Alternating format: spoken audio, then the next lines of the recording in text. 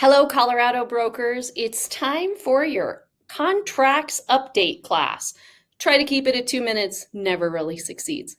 Today's class is going to be on the dates and deadlines grid and some best practices around filling that out.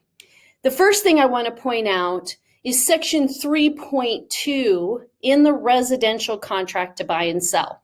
And that's what all I'm going to be talking about today is the residential CBS. I'm not going to be referring to any of the other contracts or transaction types. I'm primarily focusing on the residential CBS. So be sure you've read section 3.2 in the residential CBS, and it says, I'm paraphrasing, that if any of the dates or deadlines are left blank, the corresponding provision is deleted. So if you leave a date blank, the corresponding provision is no longer applicable. If you are curious about what the corresponding provision is, or if you ever have a question about what a date or a deadline actually is referring to, look in the second column there on that dates and deadlines grid. It says reference up at the top, and that's the section that you'll find that date pertains to. I get questions every once in a while, Connie, what does this date mean? My question to them back always is, well, did you read the corresponding section first? So be sure that you're familiar with what the dates are. Reference the section if you need to familiarize yourself. Some best practices as we get into that is loan application. Remember that a loan application is not complete. It can't be. Talk to your favorite lender. The only time a loan application is considered complete is when you have an executed CBS between a buyer and a seller and a property identified. So it's not technically complete. That's a pretty small little hole, if you will, in your contract, but that's not technically complete. So I do recommend that you put MEC plus the number of days there. And on that note, MEC, that's an acronym. That acronym is defined also in section 3.2. But if you use any other acronyms that are not defined, such as CO, SSA, we don't see too many of those anymore, TFC, maybe for termination of first contract, but anytime you use an acronym anywhere in the contract, be sure you've defined what that acronym means.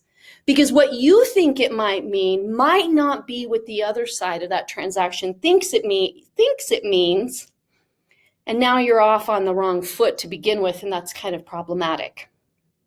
So loan application, I do recommend you say MEC plus.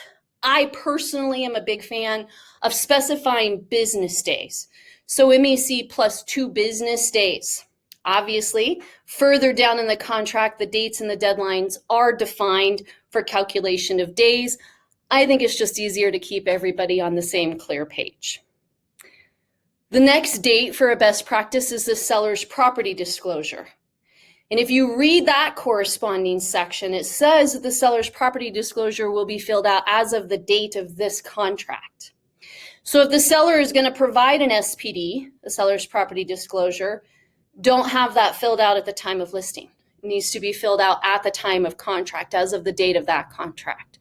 So if that contract falls apart and you go under contract again with a new buyer, you need to have another SPD done, dated for that contract, dated for the date of that contract.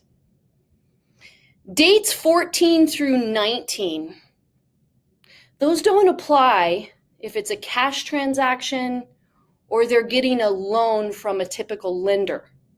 Those dates only apply for assumption, seller financing, or private financing. So read the corresponding sections before you fill in those dates and deadlines. Remember, appraisal deadlines don't apply if it's an FHA or a VA loan. So don't put those dates in there. It can really confuse the buyer and the seller. They're very attached to those dates happening, even when you point out later on, right after the grid, that it says that they don't apply, so don't put them in to begin with. Due diligence dates. If you aren't requesting anything, don't put those dates in. It can lend some confusion there. Are you needing something? Is there something specific that you're asking for? A lot of times I see the due diligence dates filled in and there's nothing in that due diligence section. Or sometimes I'll see phrases like any and all information pertaining to the property. What specifically is the buyer looking for there? Are they wanting the operations manuals left after closing? Put that. Last video was about due diligence documents. So if you don't have any due diligence documents, don't put any dates in there. Possession. If the intent is for the buyer to move in immediately after closing, my suggestion for possession date and possession time is the word closing, which is defined in our contracts, the plus sign, and the word funding. Now, if you read the section where it defines closing, funding is technically part of closing, but like I said earlier, sometimes I like to restate certain things to keep everybody on the same page. So for possession date and possession time, I recommend that you do closing plus funding for both of those, if the intent is for the buyer to move in immediately after closing. And then, of course, remember that the acceptance deadline only applies to acceptance. There is no deadline, nor can you create a deadline to receive a counter. Counters can come in before the acceptance deadline or after the acceptance deadline. A counter has its own acceptance deadline. And hopefully none of you are on a counter changing the acceptance deadline of the original CBS, the original offer. That really muddies the waters. So there's your very brief contracts class update on dates and deadlines. Feel free to send me suggestions of things that you'd like me to talk about. Hope you have a wonderful week.